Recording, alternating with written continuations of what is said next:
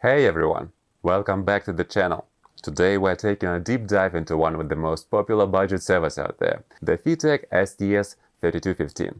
This little guy promises big specs for around $15. Closed loop control, telemetry, metal gears, magnetic encoder. Sounds almost too good for the price, right? And to really test it, I've got three of them here. One with the gearbox exposed, one stock, and one toned down all the way to the encoder.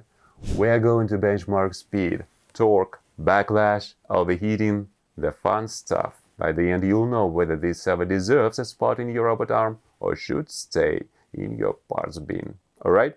Let's get into it. Before we jump into the test, let's take a look at what the manufacturer promises. The STS3215 is rated for 30 kg-cm of torque, uses a 12-bit magnetic encoder, that's 4096 steps per revolution, and runs on 12 volts. According to the datasheet, we should see less than half a degree of backlash. And all of that comes in a 55-gram package that fits a standard server footprint. On paper, very impressive. But the real question is, how does it behave outside the spec sheet? That's exactly what we set out to test.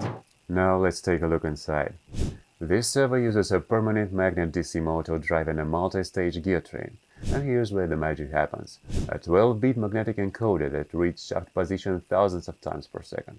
That's what gives this server its precision. But there's a catch. All that accuracy depends on one thing: backlash, the mechanical play in the gears. Too much of it, and even the best encoder can't save your positioning. So later, we're going to measure exactly how much backlash this server has. First test: speed and accuracy. We ran the server at full speed and half speed, and compared the actual RPM to the datasheet numbers. And the result? It hit about 46 RPM, basically spot on with the rated 45 RPM.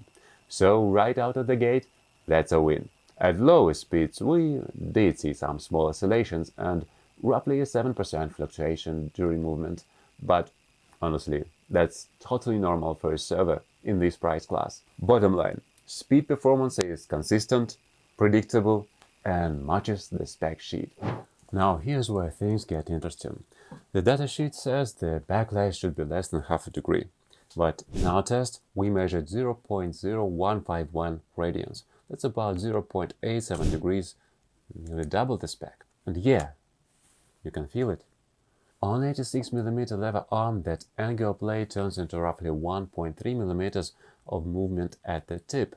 So if you're doing precision motion, there's a noticeable gap. Why does this happen? Two reasons. First, mechanical play in the gearbox. Totally normal for this type of server and honestly expected at this price point. Second, firmware. The server has a dead zone of 10 encoded counts, meaning super small movement commands just don't register. It ignores them. For the test, we used a rubber band applying about 30 grams of tension and measured displacement with a dial indicator.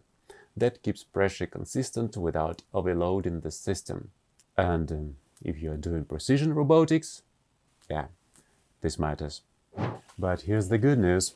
Even with that measurable play, the Feetech STS3215 still delivers really solid repeatability. We tested it using a 10 cm vertical lever, moving in 20-step increments, 3 cycles in each direction, and 3 full passes of the whole sequence. So, what did we get? The tip deviation came out to around plus minus 0.3 mm.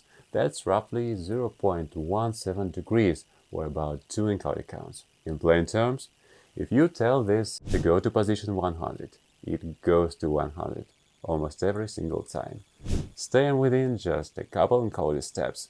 For a server at this price, that's seriously impressive, and with a little tuning or additional load testing, it could get even better. Next up, dynamic torque, basically how much weight this server can lift and move under continuous operation. We set up a 10 cm arm and started adding weight while cycling the motion. At 1 kilogram, no problem at all.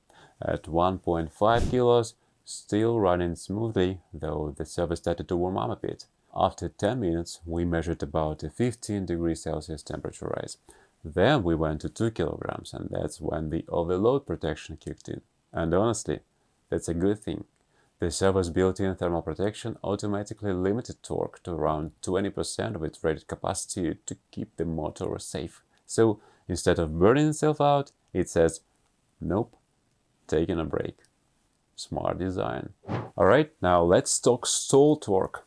That's the maximum force this little guy can push before it says, okay, I physically can't move anymore. To test it, we pressed the servo arm against the digital scale using a 10 cm lever set at a 45-degree angle. The scale reading let us calculate the torque directly. And here's the fun part. At peak load, the servo pushed roughly 3.5 kilograms of force, which works out to about 35 kg-centimeters of torque. That's actually above the datasheet rating of 30 kg-centimeters. Very nice. Now, when we repeated the test under continuous load, the servo's overload protection kicked in from time to time, dropping torque to around 20% of maximum. That's intentional. It's there to stop the motor from cooking itself. And the coolest part? You can adjust that behavior in software. So if your application requires different protection settings, you can tune it. Let's start with the SO Arm 100. It's a 6-degree of freedom, open source, robotic arm built for research, prototyping and modular setups. It uses smart servos like the STS3215, has magnetic encoders for precise position feedback and communicates over UART, all inside a mostly 3D printed frame. And here's another cool project, our open source parallel gripper. It's also powered by the STS3215. Now, remember that about 0.87 degrees of backlash we measured. In this gripper setup, it doesn't really matter, because the key requirement here isn't micrometer perfect positioning, it's consistent gripping force. And the servo nails that. Every cycle it applies basically the same force, which is exactly what you want for reliable pick-and-place automation. So, is the Feetech STS3215 worth it? Yeah, absolutely. For around $15, you're getting a servo with closed-loop control, live telemetry, solid build quality, and honestly, very respectable performance for the price. Speed, right on spec. Repeatability, surprisingly good, especially at this budget. Torque even exceeds the datasheet and peak tests. Yes, the backlash is higher than advertised, but with the right design approach, a little pre-tension, maybe a spring, simply accepting that 1-degree play if your project allows it. It's totally manageable. It does warm up under load, but the thermal protection kicks in and keeps it safe. And yeah, you'll hear it working. But for hobby robots, do-it-yourself automation, small robotic arms and learner projects, totally acceptable. Bottom line. If you are building on a budget and still want precision, feedback and smart servo features, the STS3215 punches way above its price point. If you enjoyed this breakdown, hit like, subscribe and drop a comment. Have you used this servo? Got another model you want us to test? Thanks for watching, and I'll see you in the next one.